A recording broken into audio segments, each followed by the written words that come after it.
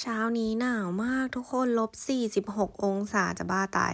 แล้วดูหมอกดิวันก่อนที่บอกว่าหมอกลงเยอะมากอะวันนี้มันเยอะกว่าวันก่อนอีกมันจะเยอะได้อีกไหมเนี่ยแล้วดูเวลา9 โมงจะครึ่งแล้วลูกชายฉันยังกินข้าวแบบระเหอลอยชายอยู่เลยดูสิคืออะไรคืออะไรเฮ้ยคืออะไร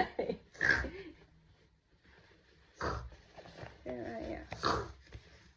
เป็นหมอเหรอมาใส่เสื้อเร็วมีเสื้อเร็วเดี๋ยวไปโรงเรียนไม่ใช่เดี๋ยวนะนี่มันสายมากแล้วลูกแล้วหมวกมีเสื้ออยู่ไหนเนี่ยนี่คือเดียวชื่อกุ้งฟูมา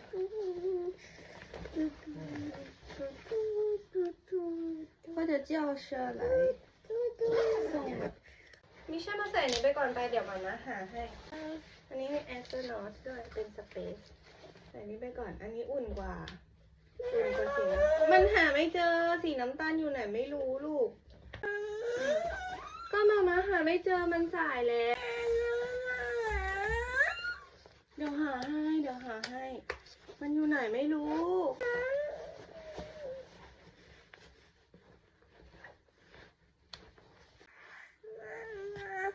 ไม่ใช่อะไร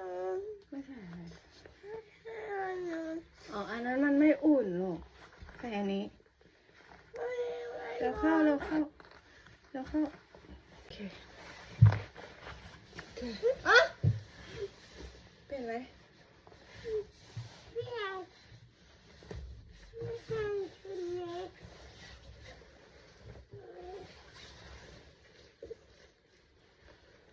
ทำไมไม่ชอบอันนี้อ่ะ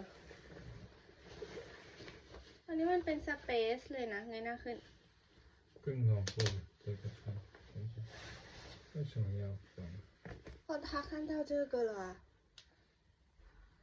อันนี้ใส่อันนี้วันสุดท้ายนะอันนี้มันอุ่นกว่ามันหนาวแล้วลูกวันเนี้ยตอนนี้มันหนาวนะใส่อันนี้มันไม่พอแล้วครับอันนี้ใส่วันสุดท้ายนะโอเคแล้วพรุ่งนี้ต้องเปลี่ยนเป็นใส่สีน้ำเงินนะเพราะว่ามันอุ่นกว่ามาไปด้วยมาไม่ไปลูกป๊าไป